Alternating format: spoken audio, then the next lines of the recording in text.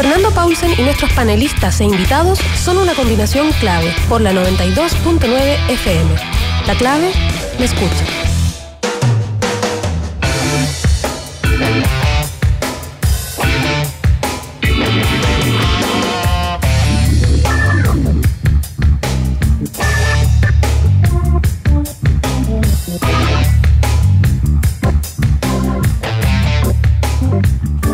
Está junto a nosotros Marley Coffee, un café 100% orgánico en 6 diferentes variedades para disfrutar donde usted quiera. Encuéntrelo en supermercados, minimarkets y cafeterías del país. Con Marley Coffee disfrute su día con toda la onda.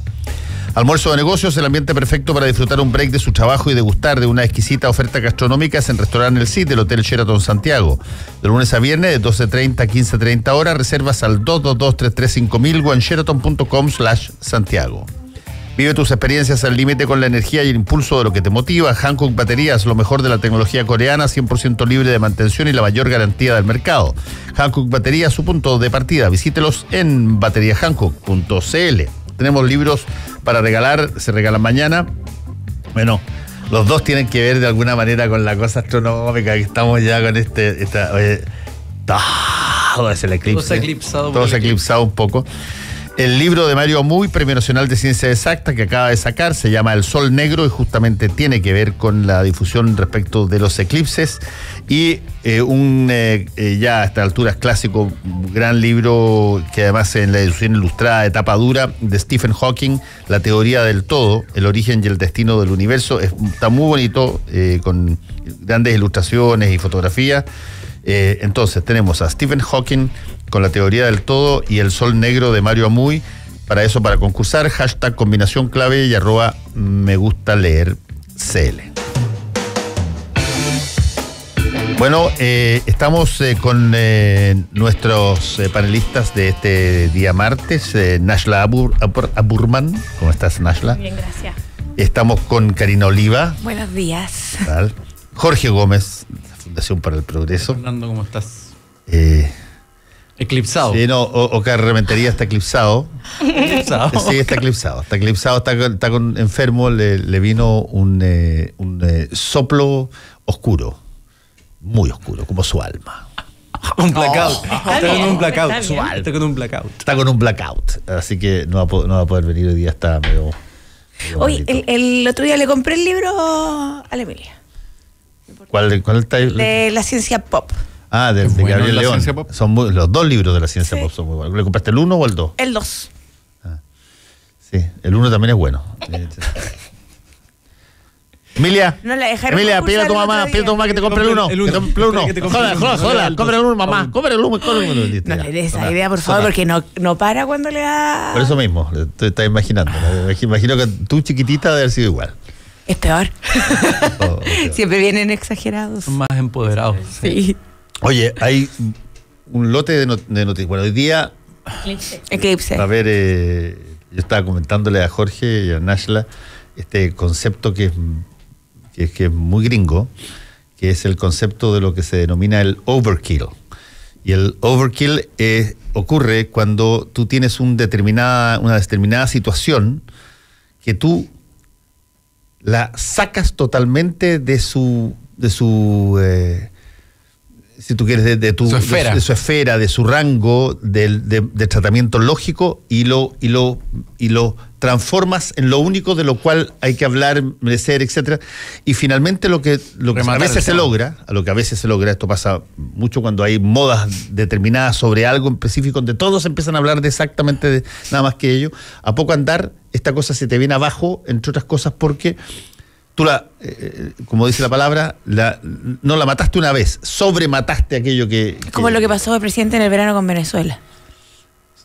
Puede ser una cosa lo que pasó, pero hay veces en que eso se hace intencionalmente. Tú tomas un tema y lo tratas. Por ejemplo, hay cosas que de repente tú adviertes que son positivas incluso.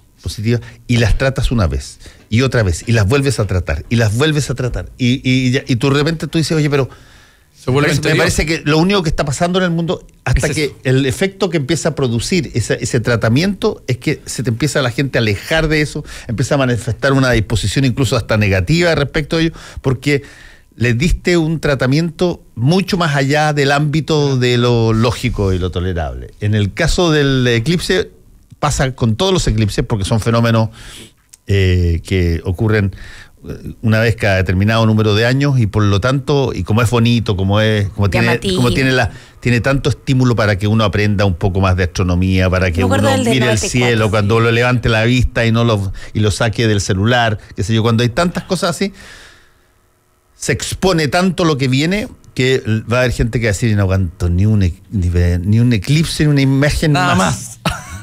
Claro. Oye, pero habían, respecto al eclipse, bueno, yo me acuerdo del 94. ¿Pero lo viste con vidrio ahumado o con qué? Lo vi en la casa de mi abuelo con el casco de soldador de mi tío. El clásico, sí, el de mi tío. Pero lo que me recuerdo es que yo creo que lo impactante que tiene, que igual hay siempre con los eclipses hay generaciones que nunca han visto uno. Claro. Entonces siempre tiene también ese efecto, sobre todo en niños, de la novedad de algo que impacta, de algo que siempre te dicen que está en los libros, pero que es difícil de volverlo como cotidiano, y se vuelve un efecto más cotidiano que llega hasta agotar.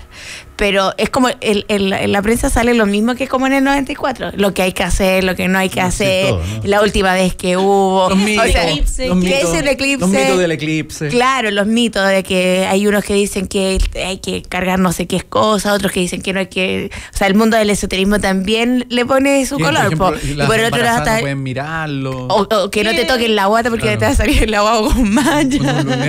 Claro. Yo creo que esos anécdotas o mitos, o incluso lo que decía Fernando del tratamiento que hacen los medios de comunicación, no sé si, o sea, creo que es válido, no me sorprende tanto. Lo que a mí sí me sorprende es cómo instituciones serias, y sobre todo el gobierno, ha utilizado, no sé si al nivel de como el overkill, pero cómo ha utilizado... Como programa de campaña. Sí, o sea... Hoy día todo el gabinete va a cuál paseo curso, está todo el gabinete viendo el eclipse como si no existieran otras urgencias o prioridades en la agenda pública. O sea, por lo bajo me parece una falta de respeto, pero también a mí me sorprende muchísimo. Con todo lo que hemos visto, uno ya debería estar curado de espanto, pero yo creo que es gravísimo que en medio del conflicto, por ejemplo, a los profesores y de otras cosas que están pasando, la ministra de Educación, por ejemplo, vaya en este paseo curso a ver el eclipse, igual como fueron todos al concierto por McCartney. Entonces, yo creo que hay límites para tratar estos temas cuando se trata de la agenda pública. Pero mira, como hay otro antecedente, o sea, va a pasar eso hoy día, por el eclipse, y mañana el partido. O sea, hay dos no me toques el partido. Yo no estoy tocando el partido. Estás confundiendo. No es asimilable el eclipse Estoy con Fernando. No, yo igual, es más. Es distinto. No me toques el partido. Pero estoy diciendo que el presidente o el gobierno va a ocupar también el efecto del partido para... Depende, ¿no? Depende, si nos va mal. Depende. Ojalá que Piñera no lo vea. Voy a decir solo eso. No, depende.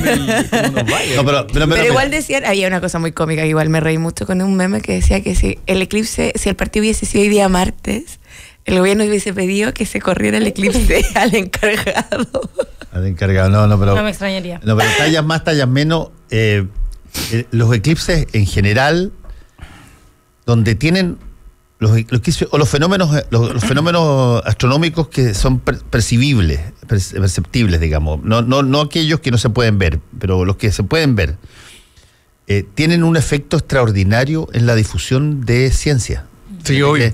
Porque tú aprovechas, por ejemplo, entre otras cosas, para que todos estos libros salgan. Para que compren la ciencia pop. Para que la gente sepa que existen difusores de ciencia, para que conozcan a los profesores Massa, María Teresa Ruiz, a Mario Amuy, en fin, tú conozcas de que existe esta cosa disponible, para qué sirve, y de pronto algo de eso se te puede quedar y te puede incluso inspirar, iniciar tu niñito en una cosa. Y desde ese punto de vista, los, a mi modo de ver, más beneficiados con esto son justamente personas que han dedicado toda su vida a estudiar esto y que tienen muy pocas oportunidades durante De el difusión. transcurso de su vida de difundir. Sí. Bueno, ahí, o lo difunden solamente para iguales, es decir, para personas con un Claro. lenguaje totalmente fuera del para los lenguaje pares nuestro, en el, claro. al mundo académico. Al Pero mundo académico. Yo creo que sí, en ese punto yo concuerdo que, por ejemplo, se han mostrado los distintos centros y observatorios que hay en Chile. Se ha planteado que en el fondo que Chile es, por un tema geográfico, uno de los mejores lugares. Y por ejemplo se mencionaba el observatorio que hay acá en Santiago, que yo creo que El que está en Cajón del Maipo. y otro que hay en Cerro La Calán. Reina, si no me equivoco.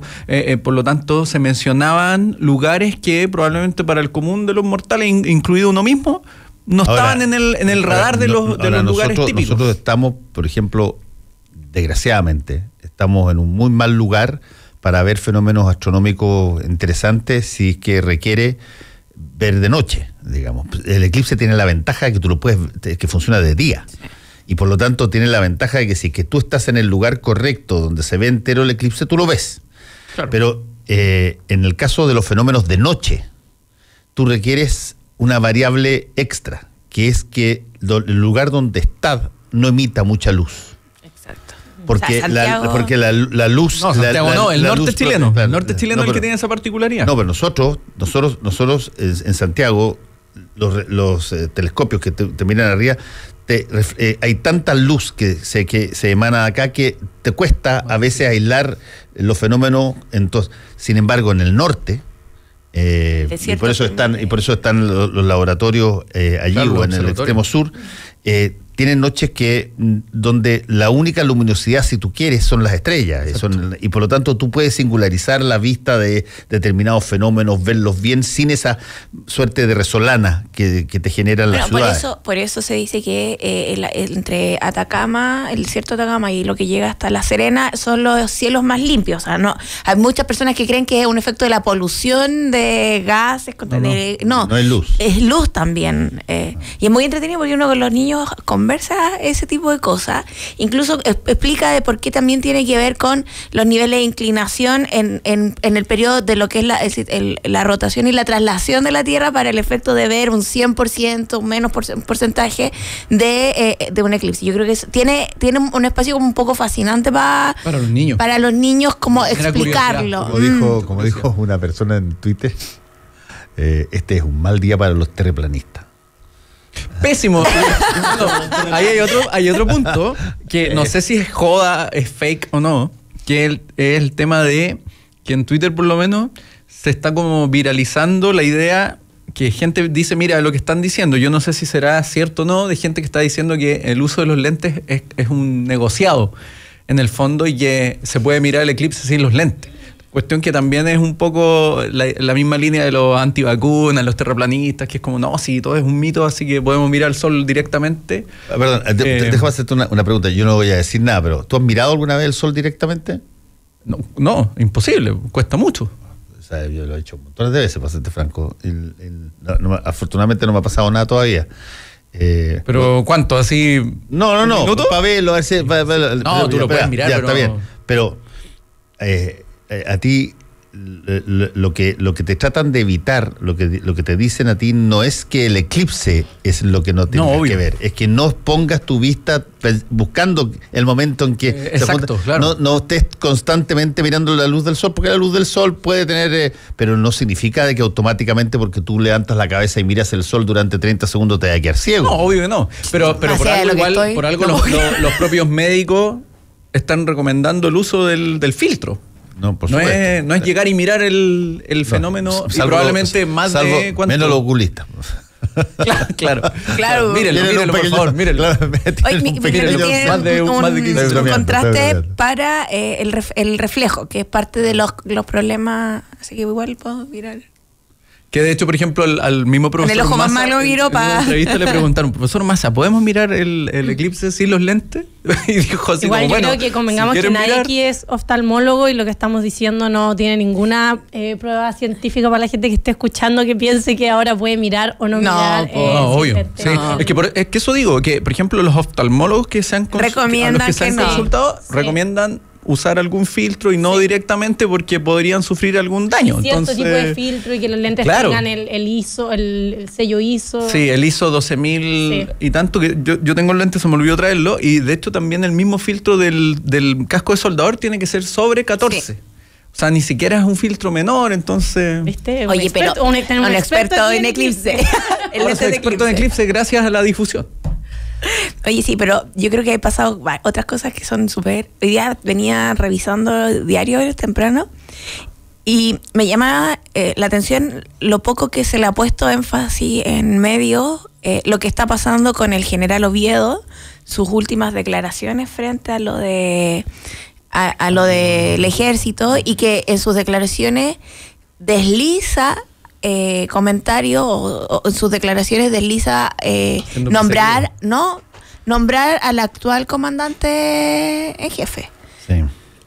Yo creo, y por lo tanto el ministro de Defensa dice que en 3 meses tienen que sacar la ley corta sobre el gasto reservado, porque en realidad lo que está ahí en juego es lo del gasto reservado. O sea, creo que el nivel de lo que está ocurriendo con una ministra en visita, con la ministra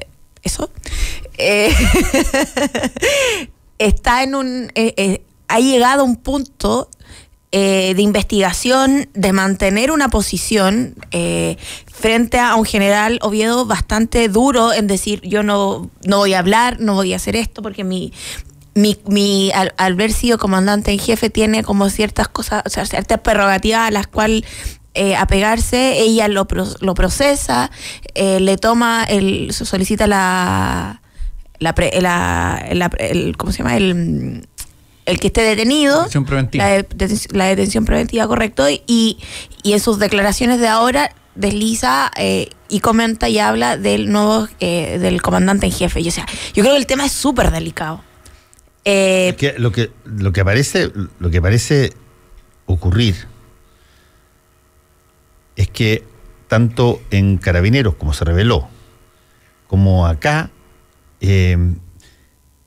cuando tú metías mano a los recursos del Estado, los gastos reservados, y salías de la lógica para lo que ellos habían sido creados y los usabas para... necesariamente tenías que, de alguna manera, te lo voy a plantear así, involucrar a otros en la misma práctica para que eso a una famosa comisión. Para que eso no fuera una cosa eventualmente que te la revisaran. Tenías que, un poco lo que se vio en Carabineros, tenías que chipear. Claro. A varios y hacerlo una práctica regular, de tal manera de que no parezca una anomalía de tu gestión. Si esto es súper poderoso el argumento cuando pasan en ciertas instituciones. Esto se ha hecho toda la vida, o así es la costumbre. Que ojo, yo creo que el punto ahí es lo que estamos viendo, por ejemplo, en el caso de Carabineros, que lo hemos hablado varias veces en el panel, pero y en el caso acá del Ejército, con 2 comandantes en jefe sucesivos, porque ese es un punto clave, Oviedo y Fuentealba, es que hay una caja negra en una estructura del Estado con burócratas de uniforme, ¿cierto? Que nadie ha tocado, y que yo creo que debería plantearse el analizarlo, el reestructurarlo, porque en esa caja negra hay mal uso de recursos, hay desvío de fondo, hay una serie de cosas que hoy día la justicia está investigando. Salió el otro día, por ejemplo, el tema de los capellanes castrenses, ¿cierto? Que es otro elemento dentro de la caja negra, y que también uno de los obispos castrenses decía: bueno, es que así es la cosa. Y esa estamos disponibles a revisarlo. Claro, pero ni siquiera esbozó la idea de: mire, en realidad a mí me parece un poco inadecuado, debería cambiarse, sino que así es la situación. Y vemos que esa es una estructura que se arrastra históricamente casi desde el inicio del siglo XX, y que nadie ha pretendido cambiarla, y que aborda o genera varias aristas, porque en el fondo, claro, la justificación es como: mira, lo que pasa es que originalmente en la Guerra del Pacífico después de la Guerra del Pacífico había que garantizarle un sacerdote a los soldados, porque mayoritariamente eran católicos, por lo tanto, en la guerra como que los sacerdotes cristianos, peruanos, se negaban a darle la extrema unción. Antes las guerras eran para ampliar el imperio Claro, cristiano. claro. Ahora ya no, pero te acompañan igualmente porque se entiende que es la patria, digamos. Claro, pero yo creo que ahí entra una discusión interesante que yo el otro día la tenía con un amigo que él discrepaba de mi postura. Yo decía, en realidad si uno mira la estructura del ejército, la estructura del ejército es como cualquier estructura del Estado y por lo tanto tiene que someterse al mismo escrutinio de cualquier otra estructura. Y las burocracias militares también tienen que ser evaluadas, aun cuando cumplan funciones distintas, porque siempre se da el argumento que cumplen funciones distintas. Y ahí entra la pregunta si efectivamente hay que garantizarle con recursos del Estado, es decir, con los impuestos que pagan las personas, sacerdotes a cada militar. Porque al final, donde queda la separación entre la iglesia y el Estado. Claro, ¿y por qué yo tengo que subvencionar el credo de alguien, sea cual sea el credo, para tenerle y un gasto fiscal no menor, que no es menor en un estado laico? Exacto. Sí. Yo quería, disculpa, Dale. Karina, yo solo quería volver un poquito a lo que dijo Fernando, que me parece muy interesante y que tiene que ver con este argumento de... Ya, tampoco tanto, me parece interesante. El eje de la conversación. Que tiene que ver con el argumento de todos lo hacen, porque al menos personalmente creo que en cada uno de, no sé cómo llamarlo ya, pero estos escándalos en distintas instituciones que han ocurrido, el argumento de siempre se ha hecho, sí. Todos lo hacen, parece cerrar la discusión más que abrirla. Lógico. Entonces, ese es el objetivo que tiene. Exactamente, Claro. Entonces, y funciona. Y sigue funcionando, porque hoy día fue, no sé, los abusos de los jesuitas y bueno, esto pasaba hace muchos años en todas las congregaciones y en todo no sé qué. Ok, mañana son los carabineros y que... Bueno, pero es que esto pasa desde todos los... Y vamos cerrando con un argumento. La única diferencia que está pasando y que eso es que se ha advertido que en algunos lugares y algún tipo de delito, el hecho que se sepa que pasaba mucho o el hecho que se sepa que ocurrió no evita que esa persona tenga que enfrentar un proceso judicial y que incluso tenga que irse preso. ¿Qué es lo que pasa? Eso es bueno, eso es lo que está pasando Antes bastaba que tú dijeras, oye, pero si esto es el estándar, que haya la rutinización de esto, la normalización. Hoy día no basta con eso. No basta. En algunos casos. No basta en situaciones, por ejemplo, en que el Poder Judicial también en un momento se ve increpado por esa falta de decir, o no, por esa constante de decir, esto era normal, esto era cotidiano, cuando sale a la luz, o sea, cuando algo sale a la luz, como lo que pasó con en Rancagua, con la crisis en la Fiscalía, hay jueces que dicen, bueno, o de alguna manera empezamos a abordar ciertos temas, o si no, esto va a ser el cumpleaños de mono al final y va a terminar perjudicando al Poder Judicial y a quienes vamos a ser siempre el objeto de cuestionamiento, vamos a ser nosotros en vez de estar investigando los casos. Bueno, la ministra se involucra, investiga y empieza a abrir ciertos patrones de comportamiento del ejército en donde la burocracia en realidad no está funcionando. Lo que está funcionando es el privilegio del cargo. Porque es lo que pasa. O sea, por una parte nosotros cuestionamos generalmente lo lento, lo problemática que tiende a ser la burocracia, pero aquí lo que pasa es que en el ejército, en Carabineros, no funciona la burocracia. O sea, el general Oviedo hace uso de los gastos reservados para asuntos que no son, desde para sus reemplazos pagarle el pasaje a la esposa del general que lo reemplazaba en eventos, tanto nacionales como internacionales, y empieza a involucrar al resto porque necesita resolverlo económicamente, algo que es absurdo. O sea, las esposas no son las generalas. Son las esposas. Es como algo que yo creo que en este país debería terminarse, que es el cargo de la primera dama o el primer damo, no sé cómo sería en lo masculino, porque creo que no funciona, no sirve, no son electos. Lo mismo pasa con quien no hace la carrera. Entonces, ¿por qué? Porque la costumbre del sentido del patronazgo de la familia, y lo mismo pasa con la iglesia, con los capellanes.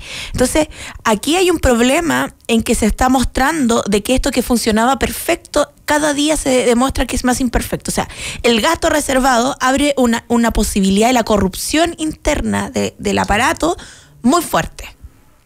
Entonces, hay un problema institucional que tiene que ver con la estructura de cómo funciona, y por otra parte tú tienes el problema judicial con cada uno de aquellos que están involucrados. Y son dos problemas que yo siento que que se le pone poco énfasis. Hay crisis en los partidos, sí, hay que enfrentarla, pero si esto que está pasando en el ejército, yo creo que es incluso mucho más grave que algunos problemas que se generan en los partidos, porque son dependientes directos en su totalidad, son instituciones de carácter público en su totalidad y son parte de la estructura del Estado por la definición del Estado. Claro. O sea, los partidos políticos, por ejemplo, los estados definen... Pueden desaparecer o surgir otro, etcétera. Pero el ejército, o sea, vamos a desaparecer este ejército para levantar otro. Claro. Entonces, ahí hay una complejidad no menor. Ahí yo concuerdo contigo. Si el punto acá, yo creo que hoy día se aborda mucho desde el punto de vista del caso específico, judicial. Y el tema es institucional. Lo que hablábamos la otra vez, por ejemplo, con respecto a Carabineros. Al final, el problema es institucional cuando tú ves que el uso de los recursos está bajo la discrecionalidad de una persona sin ningún control interno y sin ningún control externo. O sea, hoy día la Contraloría tiene muy poca injerencia, por ejemplo, en el uso de los recursos internamente en las Fuerzas Armadas, Carabineros y el Ejército, o la Armada y la Fuerza Aérea. Y claro, una de las reclamaciones es que como es gasto reservado, en el fondo es como un tema de seguridad. Seguridad nacional. Pero en el fondo debería haber algún mecanismo de control interno, que no existe hoy día, al parecer, porque obviamente se presta para esta discrecionalidad. El gasto reservado debería por normativa de la institución, aprobado por el jefe de inteligencia, el general de inteligencia. Estructura de control, claro. Y por el comandante en jefe. Es que hoy día por el estatuto de ellos son eso, en términos de ley. Pero ese no es, claro, pero ahí no hay ningún control. Pero no hay ningún espacio de control y fiscalización.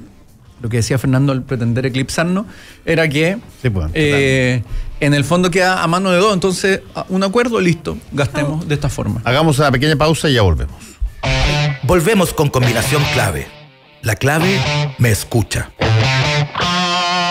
Nada mejor que relajarse por las tardes con un rico café, sentir su aroma, su intenso sabor, mientras escuchas tus canciones favoritas. Marley Coffee está contigo con un sabor natural. Comparte la buena onda. Vívela con tus mejores amigos. Porque no solo es un café, es Marley Coffee. Disfrútalo ahora donde quieras. Marley Coffee is here. En el corazón de Providencia y a pasos del metro, Hotel Nogales and Convention Center. Un servicio de primer nivel con estacionamiento, wifi y desayuno incluido. En Hotel Nogales ponemos a su disposición nuestros centros de evento con salones y capacidad de hasta 400 personas. Reserve su estadía en hotelnogales.cl o llamando al 2233 56 958. hotelnogales.cl. Lo hacemos simple para usted. Llega el evento deportivo número 1 de América, por lo que festejamos a las selecciones participantes y su gastronomía. Además, podrás vivir todas las acciones del torneo en nuestro Sports Barcon, un video wall y un entretenido ambiente. Reservas al 222-335000 o en sheraton.com/Santiago. Si quieres escuchar La Clave en tu radio, sintoniza la 92.9 en Santiago. Si prefieres escucharla y verla en tu smartphone, compu, iPad, radiolaclave.cl. Estés donde estés. La Clave me escucha.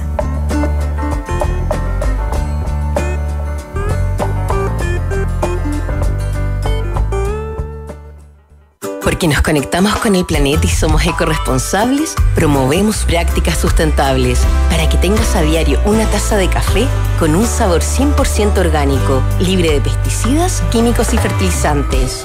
Un sabor puro e inigualable. Disfruta de la naturaleza y sus bondades. Vive la vida que amas. Vive cada momento. Marley Coffee te desea un gran día. Alegra tu día con Marley Coffee. Para hacer un buen negocio, necesitas ser un gran anfitrión. Para organizar un seminario productivo, debe elegir el lugar correcto. Visite Hotel Nogales y compruebe que superamos sus expectativas.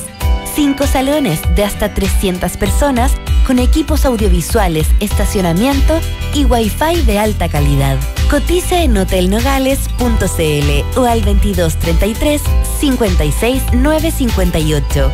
Hotel Nogales, Los Nogales 741, Providencia. Fernando Paulsen y nuestros panelistas e invitados son una combinación clave por la 92.9 FM. La clave me escucha. Empieza tu día con toda la energía natural de Marley Coffee, un café de grano orgánico molido al instante con leche descremada. Pruebe el sabor de Marley Coffee en sus 12 exquisitas y variadas mezclas de máquinas self-service, expreso, chocolate fuerte, té chai y otras bebidas calientes. Lo esperan para recargar su día. Con Marley Coffee disfrute su día con toda la onda. Los sábados y domingos de 13 horas a 16 horas en Restaurante El Cid del Hotel Sheraton Santiago, disfrute de un brunch familiar. Un sabroso menú con variadas estaciones, coctelería con espumante, bebidas gaseosas ilimitadas y espacios para que los niños jueguen. Reservas al 222-335.000 o en sheraton.com/Santiago. Vive tus experiencias al límite con la energía y el impulso de lo que te motiva. Hankook Baterías, lo mejor de la tecnología coreana, 100% libre de mantención y la mayor garantía del mercado. Hankook Baterías, tu punto de partida. Visítalos en bateríashankook.cl. Tenemos 2 libros para regalar que se entregan mañana, así que pueden concursar hoy y mañana. El Sol Negro de Mario Amuy, Premio Nacional de Ciencias Exactas, para apearnos a la vorágine del eclipse, y también astronómicamente uno de los libros más importantes yo diría la etapa más contemporánea en materia de difusión científica, el de Stephen Hawking, La teoría del todo, en su edición ilustrada con fotografías, el origen y el destino del universo. Hashtag combinación clave para concursar y @megustaleercl. Deberían tocar Black Hole Sun de Soundgarden por ese libro. ¿Cuál? ¿Qué dirán? Black Hole Sun. Ponte la canción de Soundgarden, ¿cómo se llama? Black Hole Sun. Black Hole Sun, por favor, para que Jorge tenga inspiración. Ay, qué lindo este libro. Es bonito, el de Stephen Hawking ilustrado, precioso, sí. Y el Sol Negro, que yo lo leí ya.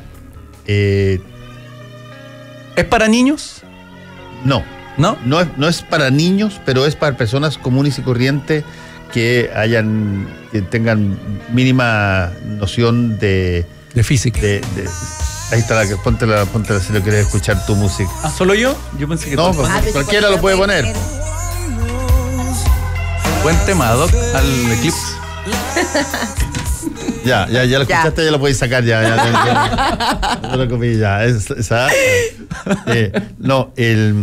porque hay 2 tipos de libros de difusión científica que tú puedes encontrar incluso separados cronológicamente. Los libros que se empiezan, incluso 3 diferentes libros.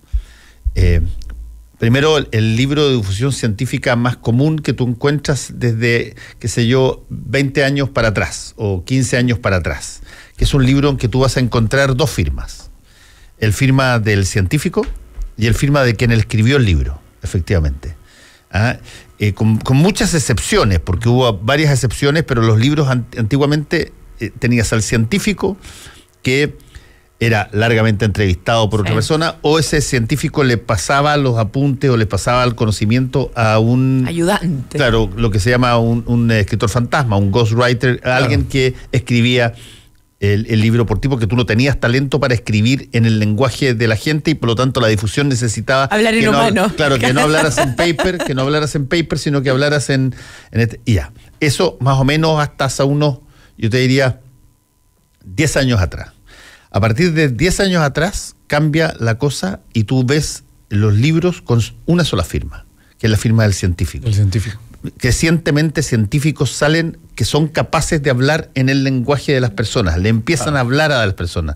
Creo que uno de los primeros fue Desmond Morris, después vino el mono desnudo. El mono desnudo, después vino Jared Diamond con una serie de los gérmenes armas gérmenes, en fin, y todo eso. Después, Richard Dawkins en todo el mundo de la biología, y antes de que se metiera en su pelea particular que tiene Richard Dawkins con el ateísmo. Pero en El gen egoísta, por ejemplo, Richard Dawkins es un libro excepcional para entender todo, o casi todo, de cómo parte la formación de la vida. Carl Sagan, antes que eso, también fue una persona que fue uno de los Asimov no entra en esa categoría. Es que Isaac Asimov no era estrictamente un difusor científico, era un extraordinario novelista de ciencia ficción, Isaac Asimov. También hizo algunos libros de contribución científica, pero Yo Robot es un clásico de Isaac Asimov. Él tiene una cantidad de libros y novelas que se inspiran en el ámbito de la ciencia ficción que han sido llevadas al cine, de la misma forma que ha sido Arthur Clarke, Bradbury. Asimov, en una entrevista, creo que fue como en los años 70, se adelanta al tema del uso del Internet. Él dice cómo la educación va a cambiar. Y él dice, mira, en el futuro la gente va a estudiar lo que le interese realmente, porque se va a sentar frente a una pantalla y va a buscar lo que realmente le interesa aprender y no lo que el sistema educativo le impone, decía. Sí, eso es verdad. Asimov, y no solamente él, Asimov, y no solamente él, muchos han hablado de ese particular tipo de tema. Y ahora, el único problema de eso es que tú tienes básicamente que batírtelas con tus propios prejuicios y criterios de búsqueda, claro. O sea, tus propias lógicas y no necesariamente vas a estar siendo educado en determinadas materias que eventualmente te pueden beneficiar. Claro. Básicamente toda la lógica desde Aristóteles en adelante, que tiene que ver con la instrucción, es que tú tengas un material básico en tu maletín o en tu cabeza, básico de determinadas cosas que tienes que saber para que de ahí en adelante tú puedas entender por qué las cosas son como son y qué puedes hacer al respecto. Hoy día el profesor Joaquín Fermandoa escribe una columna sobre eso, abordando la discusión sobre el tema del currículum, y él dice que se ha olvidado que en el fondo las humanidades y las artes tienen que ir de la mano de las ciencias, como era formación integral. Claro. Y yo estoy 100% de acuerdo en eso. Yo creo que en el fondo no podemos ser solo físicos, matemáticos, ni tampoco podemos ser solo artistas o filósofos, sino que tiene que haber una complementariedad que yo creo que efectivamente, no sé si solo en Chile, pero creo que a nivel educativo se ha ido perdiendo eso, producto de una especificidad excesiva en el aprendizaje. ¿Cómo se entiende el proceso de aprendizaje y de formación? También, o sea, si se forma para efectivamente entregar herramientas para que esa persona pueda desarrollarse en su vida, o si se forma para entrenar, para adquirir ciertos conocimientos particulares sobre lo que se evalúan ciertas pruebas en particulares, que finalmente hacia eso va enfocada lamentablemente el sistema educacional en Chile. Pero mira, ahí yo creo que un clásico de esa nomenclatura entre el mundo de la cultura y el arte con el mundo científico es Da Vinci. Sí, obvio. Y por ejemplo, cada uno de sus experimentos que tienen que ver desde el espacio científico con el mundo recreativo, hoy día se le saca en nuestro país muy poco provecho. O sea, por ejemplo, en el Museo de Da Vinci están cada una en réplica para niños y niñas sus inventos para recrearlos y volverlos a hacer con su explicación, con la explicación científica de por qué tenían las dimensiones en proporción. Por ejemplo, que era como para las distintas máquinas que hacía, y nosotros aplicamos porque eso también genera el pensamiento lógico, la racionalidad de entender de por qué un movimiento se genera y se ejecuta, no solo porque el libro lo dice. Y que un poco igual lo que se hace en la teoría del todo es una explicación un poco más abstracta, pero que sí en sí tiene una complementación de lo que va pasando más cotidianamente. O sea, creo que hay pocos científicos en el mundo contemporáneo que se conocen de lograr esa mezcla de generar un impacto metodológico pedagógico, que es ausencia hoy día hay mucha ausencia, como que son mundos aparte. A mí me pasó, por ejemplo, cuando estaba en la media, en que nadie entendía por qué mi segunda opción era estudiar una carrera de ciencias sociales y yo me había dedicado a estudiar mucho el mundo matemático, físico. Y se generaba como una lógica, es como que un mundo aparte, como siempre te dicen, hoy terminaste contrarios, son distintos. Y no es que sean distintos más, tienen mucha conexión, pero el mundo contemporáneo los trata de dividir. O sea, también hay una lógica histórica de la división de la vida de la persona. Y la competencia y el mercado que impacta profundamente en la formación curricular. lamentablemente. O sea, hoy día el debate que hay en educación pública también tiene que ver eso, y que la ministra se niega a abordarlo. Es decir, dice, es más, cuando este fin de semana se le consultaba por lo que pasa con historia y educación física, dice, en realidad no me preguntan a mí si lo definió el consejo curricular, y ella dice, obvio que tiene que ser, y yo lo voy a respetar porque si para eso están.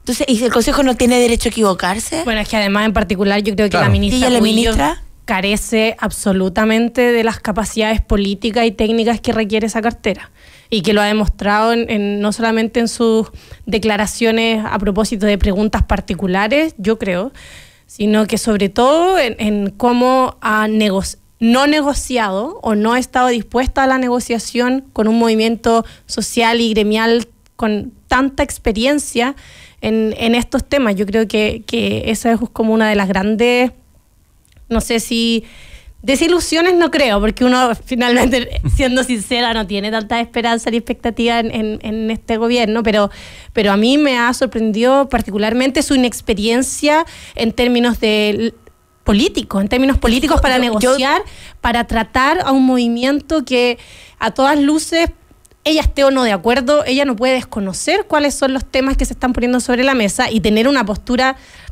mínimamente decente al respecto. A mí me preocupa la ministra, pero no me preocupa por eso precisamente. Yo creo que la ministra no con su salud, como claro. Si va a haber el eclipse con lente o no. No, pues si va con el paseo curso. Paseo curso, y hoy se vota un proyecto relacionado. No, ¿sabéis que a mí me preocupa? Que yo tengo una diferencia ahí con Nasla. Yo creo que la ministra se ha manejado de manera muy astuta, negando ese debate. Yo creo que ella tiene una habilidad para salir del debate en el que está y responsabilizar a otro y mantenerse al margen para mantener su agenda. A ella no le interesa la agenda ni de los estudiantes, de los estudiantes secundarios, ni de los universitarios, ni de los docentes, sean colegiados o no colegiados. ¿Por qué? Por ejemplo, el fin de semana en el programa que estuvo, ella decía, hablando de lo que uno de los temas que están bloqueados es por el tema del bono hacia las parvularias y la especialización. A las especializaciones por las diferenciales y parvo. Sí. Entonces ella dice, esto viene de una reforma educacional del 2016, de una ley. Del 2006. Desde el 2006. Y esto es ley. Entonces, el gremio no tiene que negociar conmigo, porque es ley, tiene que negociar con los parlamentarios. Y a mí me llamó la atención que quienes la entrevistaron no le preguntaran por qué, si como es tiene involucrado Hacienda por los gastos recursos, eso exclusiva, no pasa por los parlamentarios una modificación de esa ley. Tiene que ingresar por obligación con iniciativa presidencial. Y nadie le pregunta, pero ella deja a la opinión pública diciendo, en realidad el problema no es mío, es problema de los legisladores. Por otra parte, le preguntan por lo curricular y dice, es que no lo decidí yo, lo decidió el Consejo. Entonces, si yo decido al final otra cosa de lo que el Consejo Académico está diciendo respecto a lo curricular, ¿para qué estoy yo? Entonces, tiene una habilidad política para zafar del conflicto, zafar de pero no para resolverlo. No, o sea, está lejos de ser estratégico, creo yo. O sea, yo creo que su estrategia es mantenerla. Abre el conflicto y en ningún momento lo cierra. Ahora, cuando creo que hoy, bueno, ya no me acuerdo, pero que salió diciendo que el diálogo va a ocurrir solo cuando vuelvan a clase. Los estudiantes y los profesores, por cierto, es tampoco entender cómo funciona. Y a eso me refiero con la nula capacidad que creo yo que tiene en términos políticos, porque hay un conflicto social que tiene un background de los profesores en las calles, el paro que ya va en su quinta semana, creo. Históricamente hay un proceso movilizador y de negociación de los profesores que no se puede desconocer. Y la moneda de cambio que tienen para negociar es precisamente el paro. O sea, si no paran, no estaríamos hablando de esto. Entonces, a mí me parece que entiendo lo que tú dices. O sea, yo creo que más que es estratégica, creo que tiene una facilidad y una casi sinvergüenzura, porque no le molesta en absoluto que hagan evidencia que no conoce las materias que tiene que conocer. Pero a mí lo que más me impresiona, siendo súper sincera, es el desconocimiento al movimiento social, el desconocimiento a la necesidad, la obligación de negociar, de dialogar en serio. Que no le interesa. Claro, pero eso va a abrir el conflicto. Que no le interesa, pareciera que está fuera una materia exclusiva de la ministra. Y no, perdona, la ministra no se puede mandar sola en lo que aquello que le interese o no le interese. Tiene que tener apoyo, sin duda, de quien la nominó ahí para... Claro. Para el presidente sale diciendo que el paro es una ilegalidad. Bueno, por eso te estoy diciendo. Por eso que no me parece correcto que se esté planteando de que esto es casi un arbitrio, un capricho de ella, personal, claro. Yo creo que hay una decisión política. No. Ahora, es una decisión, exactamente, una decisión política basada en una discusión ideológica de fondo respecto de las materias que deben conocerse o deben saberse o deben pasarse y cómo se debe comportar la comunidad escolar en los colegios. Y esa discusión no está zanjada. Yo ahí voy a poner un punto más crítico de esto. Yo creo que lo que vemos acá es que al final tener la educación a manos de ministerios es un absurdo, porque nunca ha cambiado eso. Yo creo que lo que debería apuntarse es tener, por ejemplo, la estructura más atomizada, porque al final, efectivamente, nadie nos garantiza que un ministro tenga las competencias. Ustedes mismas lo han dicho. Nadie nos garantiza que las decisiones del Consejo sean adecuadas con respecto a la educación. Y por otro lado, yo creo que acá hay un problema que se viene arrastrando hace mucho tiempo con muchos ministerios, y sin embargo ningún gobierno es capaz de resolverlo, porque yo creo que es más difícil hoy día en los tiempos actuales resolver ciertos temas educativos que no tienen que ver con las platas necesariamente, sino con los criterios con los cuales se establece el sistema educativo. Yo creo que hoy día nuestro sistema educativo es arcaico para lo que ocurre hacia el futuro. O sea, es arcaico en muchos sentidos.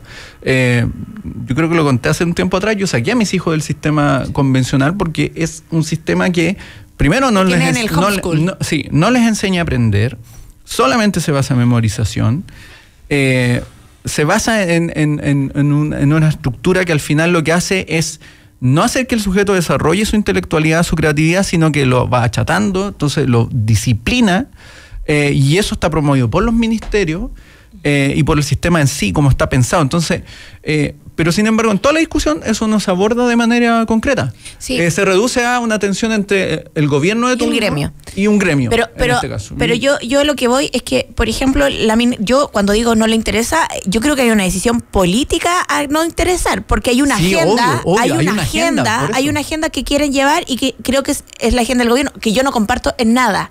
O sea, creo que creo que por ejemplo, yo como parte de una oposición no puedo decir que el gobierno quiere tener mi agenda, porque no es así, quiere tener la de ellos y llevarla a cabo la de ellos. Y creo que la ministra juega un rol ahí que al presidente, a el presidente Sebastián Piñera, ella cumple con el objetivo del presidente, que es, por ejemplo, mantener un conflicto, porque fíjate que durante estos 2 años el presidente ha llevado los conflictos, trata de llevarlos a tal punto de que lleguen a su pic para que empiecen, es como que espera la curva, para que empiecen a descender. Aguantar esta semana, también, ¿qué anuncia? Que empiezan los descuentos por los días paralizados. Entonces, empezar a mantener el conflicto para que se limite, se autoagote. Yo no estoy de acuerdo con esa lógica, creo que no le funcionó en el primer gobierno, etcétera. Yo no estoy diciendo que comparto o mantengo esa agenda. Creo que ahí hay una estrategia que es compleja. Yo creo que... Pero eso no significa que la ministra no sea competente. Yo creo que no es competente. Está bien. Yo creo que la ministra está puesta ahí con un propósito, si tú quieres, de enfrentar el tema de la educación, que es uno de los temas más delicados de todos los gobiernos, lejos, desde que se conoció el movimiento de los pingüinos, es el movimiento más delicado, que ha votado más ministros de que cualquier otro cargo en el gabinete, y está ahí, y yo creo que está cumpliendo hasta ahora lo que el presidente le ha pedido que haga, que es básicamente generar las condiciones para que se revierta el impulso de los profesores sobre la base del agotamiento de las discusiones, y que esto se termine de alguna manera materializando con algún otro tipo de acuerdo, o entre la política parlamentaria, por ejemplo, a terciar, como dice Karina. Pero hay otro punto que a mí me parece también bien interesante en todo este fenómeno, y que dice relación con los contenidos. A ver, un poco lo que tú señalabas, Jorge.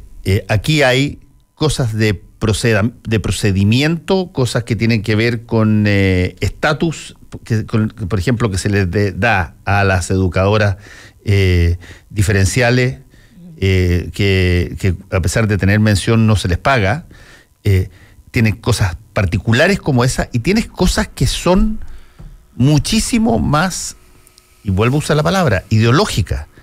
¿Metes o no metes filosofía en tercero o cuarto medio? ¿Debe ser tratada la historia de Chile parcializadamente en determinadas cosas o debe ser tratada como un hilo continuo que genera comprensión de aquello? ¿Corresponde o no corresponde que haya énfasis en las artes, en la música, en la pintura, en una cosa que eventualmente es más barato, más fácil, el hacer una maquila de conocimientos rápidos sobre materias que son, qué sé yo, más, si tú quieres, necesarias productivamente, como las matemáticas y el castellano? Esas son discusiones que no se pueden zanjar exclusivamente en una situación entre profesores y el Ministerio de Educación. Esa es una cosa que tiene que abarcar a la comunidad educativa y básicamente a todo el país. Tarde o temprano tú tienes que tomar una decisión sobre cómo quieres que es que un cambio cultural, por lo mismo, cultural, lógico. ¿Para qué rayos nos escolarizan? ¿Para qué demonios nos obligan a...? Porque nos obligan a ir al colegio, ese es el punto. Nos obligan a ir al colegio, obligan a los padres a enviar a los niños al colegio. Pero ¿para qué? La pregunta es ¿para qué? Y es importante la pregunta porque uno dice, no, pero es que la educación... Sí, pero al final cuando las escuelas se convierten en simplemente guarderías o espacios donde al final el niño lo que hace es, en vez de desarrollar su intelectualidad, desarrollar sus habilidades, se le machaca para quedar ahí aplastado como un clavo, a mí me parece que no tiene sentido el sistema de la escolarización. Tampoco, estando de acuerdo con todo lo que se ha conversado, que en este sentido, del foco de la educación, convengamos que la directiva del Colegio de Profesores tampoco pretende negociar y firmar ello en una hoja cuál es el foco de la educación de este país. Sí, no, obvio, no. Esa no es una garantía que están esperando para cerrar el conflicto. Hay demandas históricas, hay demandas que, a mi parecer, son básicas y mínimas, como lo que conversábamos sobre las educadoras de párvulos, de las educadoras diferenciales, y que a mí me parece que son mínimas. Al gobierno, al parecer, por lo que han dicho, les parece que no son prioritarias siquiera, y yo creo que sí es relevante cuando una ministra de Educación utiliza la soberbia para convocar a un diálogo. Sí habla de las capacidades que tenga, más allá de cuáles son las decisiones políticas detrás. O sea, hay una decisión política, puede ser, como siempre ha sido en relación a los movimientos sociales, de debilitar las movilizaciones, pero también hay cuestiones que tienen que ver con las características personales de las personas que están a cargo de las carteras, probablemente la más importante que es educación, y que recaen en la ministra, particularmente Cubillos. Sí. O sea, en ella como persona que se presenta a responder preguntas, a tomar, no sé si decisiones, pero por lo menos a verbalizarlas, a comunicarlas, y en ese sentido yo creo que ella ha sido errática, por decirlo menos, y sobre todo porque... bien. Sí, según quién le ha ido bien. Bueno, ¿para qué le ha ido bien? Déjame plantearte. ¿Le ha ido bien? ¿En qué sentido? En dos cosas. Ha mantenido educacionalizada la agenda, que es una cosa fácil de entender. Tú tienes un paro que provoca una alteración mayúscula, pero que al final tú mantienes siempre el argumento que más le interesa mantener al gobierno, que los niños no se están educando por culpa de los profesores. Básicamente, los niños no se están educando porque los profesores están en paro. Y al estar en paro, los niños son víctimas, que es una cosa que siempre se usa muy bien por todos los gobiernos. Los niños son víctimas, y al ser víctimas los niños, atraen con eso a hacer carga, a ser también un problema para los papás, que tienen que disponer de los niños que antes iban al colegio y que están ahí, y por lo tanto se establece el escenario ideal de cualquier conflicto para cualquier tipo de gobierno, donde hay blanco y negro. No hay matices entre medio. Y ese es siempre... El argumento es algo siempre... Sí, te entiendo. Pero tú crees que ha sido exitosa en eso. Yo creo que hasta el momento no ha sido exitosa respecto de la apoyo de los padres. Yo creo que si esto, por ejemplo, estuviera afectando a los colegios particulares subvencionados, ya habría salido una nueva Confepa 2019 a apoyarle y eso hubiese levantado el argumento de nuestros hijos están sin clase, no sé qué, no sé cuánto. Yo, la verdad, puede que esté muy equivocada, la verdad, pero difiero del éxito de esta técnica, porque yo lo que he visto... No tengo que tú aventures que va a ser exitosa. Lo que te digo es que como la única forma que tú tienes en un gobierno de las características de que es para todos los efectos prácticos igual al gobierno anterior. Todos los gobiernos son así. La único efecto práctico de que tú controles la agenda en algo tan importante como lo que está pasando, cuando no quieres ceder, es que tú definas roles. Claro. El rol del victimario, el rol de la víctima. El bueno, el malo. Y eso hasta ahora lo ha hecho el Ministerio de Educación. No, y el punto clave ahí es que al final lo que vemos es que la educación pasó a tercer, cuarto plano y esto termina siendo una pugna de intereses entre un gremio y el ministerio. Y es tan complejo, aunque yo creo que a ver, yo no comparto la agenda y cómo lleva la ministra esto. Yo creo que, y creo que el nivel de resistencia del gremio ha sido importante y súper significativa. Yo creo que eso hay que valorizarlo. El conflicto es otro. Yo creo que la ministra no está bien evaluada ni por los estudiantes ni por los profesores.